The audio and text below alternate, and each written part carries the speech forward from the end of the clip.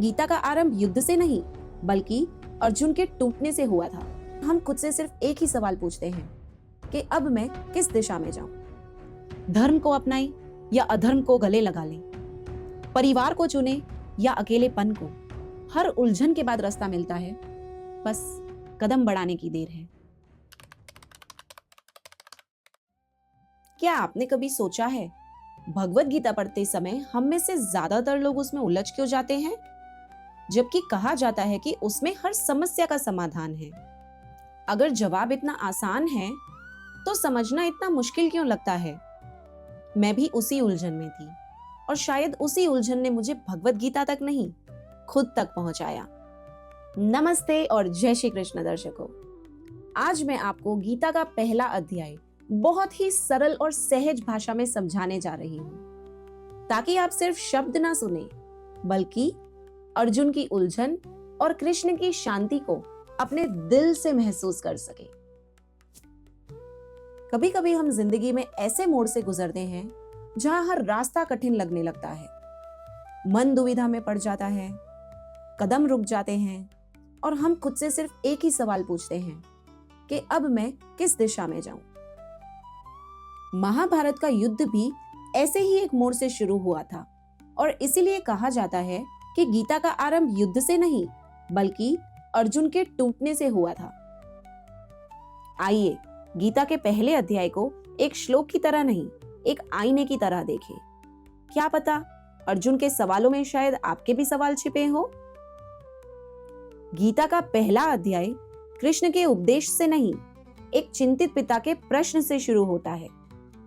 धृतराष्ट्र ने संजय से पूछा, क्या दिखता है रणभूमि के उस पार? कौरव पांडव आमने सामने, कैसा है यह महासंग्राम? धृतराष्ट्र स्वयं देख नहीं सकते थे, पर सब कुछ जानने की मंशा रखते थे। संजय उनके सारथी होने के साथ साथ उनके सलाहकार भी थे। बड़ी ही विनम्रता से उत्तर देते हुए कहते हैं, आशीष से मिली दृष्टि से जो देखा है वह कहता हूं। धर्म भूमि के प्रत्येक क्षण का साक्षी बन में रहता हूं। संजय को दिव्य दृष्टि का वरदान मिला था और उस वरदान के कारण वो दूर से ही युद्ध भूमि का पूरा दृश्य देख सकते थे और हर घटना को बिना वहां जाए स्पष्ट रूप से धृतराष्ट्र को बता सकते थे। उसी दिव्य दृष्टि का उपयोग करते हुए संजय युद्ध भूमि का कुछ इस प्रकार धृतराष्ट्र को वर्णन करते हैं। युद्ध भूमि में खड़े हैं योद्धा, चारों ओर शस्त्रों की धार, गूंज उठा कुरुक्षेत्र सारा, जब बजा शंखनाद अपार। पांडवों के शंख बजे जब रण में, गूंज उठे शौर्य विजय के नारे। कांपी धरती डोले अंबर, व्यथित हो चुके कौरव सारे। संजय ने युद्ध भूमि का इतना सुंदर वर्णन किया है कि लगता है हम स्वयं वहां खड़े हों। लेकिन क्या आपने ध्यान दिया, शंखनाद युद्ध की तैयारी नहीं थी, वो मन की तैयारी थी। ठीक वैसे ही जब हम जिंदगी में अपने डर के सामने खड़े होते हैं, जहां जीत या हार बाद में तय होती है, पहले भीतर का शंख बजता है और जब भीतर का शंख पूरे विश्वास से गूंजता है तो सामने खड़ा डर भी कौरवों की तरह व्यथित हो जाता है। लेकिन अगर यही शंख डर से डगमगा जाए तो सामने शक्तिशाली से शक्तिशाली योद्धा भी कमजोर पड़ जाता है। उसी क्षण अर्जुन ने धनुष उठाया, पर वार करने के लिए नहीं, सच्चाई देखने के लिए। धनुष उठाकर अर्जुन बोले, मधुसूदन से की विनती प्यारी, रथ को लाओ रण के बीच, हो दर्शन शत्रु व्यूह की सारी। देख उन्हें हो जाओ दृढ़, धर्म युद्ध की करो तैयारी। लेकिन ऐसा सिर्फ कुरुक्षेत्र में ही नहीं होता।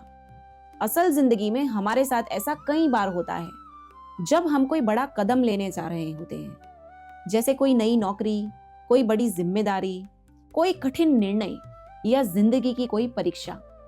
हम भी अर्जुन की तरह पूरी तैयारी में लग जाते हैं और दूसरों से कहने लगते हैं कि हाँ, मैं बिल्कुल तैयार हूं, बस शुरू करने की देर है। पर सच तो ये है कि हर उत्साह के पीछे एक छोटी सी शंका छुपी होती है और ये शंका इतनी चुपचाप आती है कि एक ही पल में हमारा सारा का सारा जोश, सारी हिम्मत, सारा आत्मविश्वास बस डगमगा के रह जाता है। उत्साह पीछे हट जाता है और प्रश्न आगे आ खड़े होते हैं कि क्या मैं ये कर पाऊंगा या क्या मैं ये कर पाऊंगी। यही तो हुआ अर्जुन के साथ भी। बाहर तो वे धनुष उठाए खड़े थे, पर उनके भीतर उसी क्षण वही शंका की लहर दौड़ रही थी जिससे हर इंसान कभी ना कभी जरूर जूझता है। अर्जुन के मन की वही अवस्था गीता के पहले अध्याय का सार है। उनके टूटते साहस, बढ़ती उलझनों और मन में उठते सवालों को कुछ पंक्तियों में आपके सामने व्यक्त करके बताती हूं। न था ज्ञात अर्जुन को, धर्म संकट ने ली थी चुपके से अंगड़ाई। मन उलझनों में डूब चला, कर्तव्य पर छाने लगी परछाई। धर्म अधर्म के घोर समर में अर्जुन का डगमगाया विचार।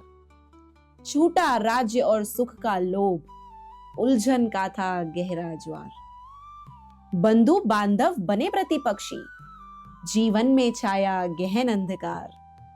शिथिल अंगों से गिरा जब गांडीव, मन में उठे प्रश्न हजार। यही कपाट है, यही वह द्वार है जहां से हुई गीता की शुरुआत।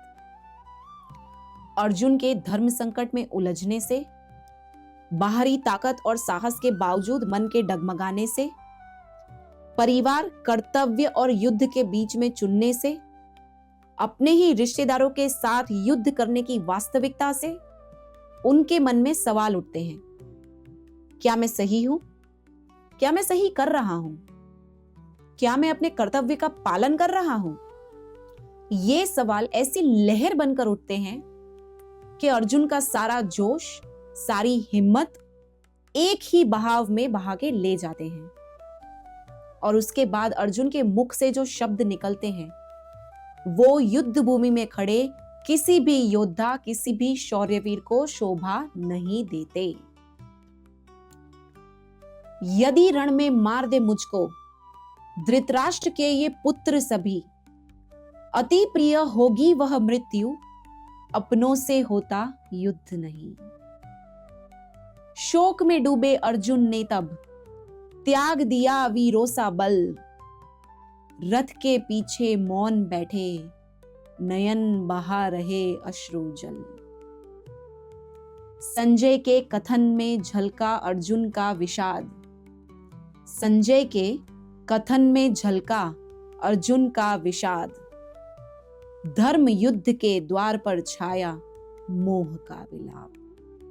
जब संजय आंखों देखा हाल धृतराष्ट्र को बता रहे थे, तब उनकी वाणी के माध्यम से हम सब अर्जुन के मन की विडंबना और उनके गहरे संघर्ष को महसूस कर सकते हैं। इससे यह पता चलता है कि अर्जुन अपने अंदर कितने बड़े द्वंद्व को झेल रहे थे।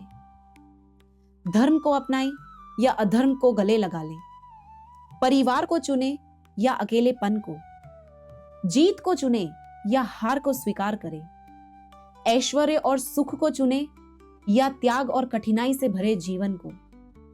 रोम रोम से पूछ रहा था अर्जुन, क्या है ये धर्म संकट? क्या है ये धर्म संकट? गीता का आरंभ युद्ध से नहीं, मानव मन की सबसे बड़ी उलझन से होता है।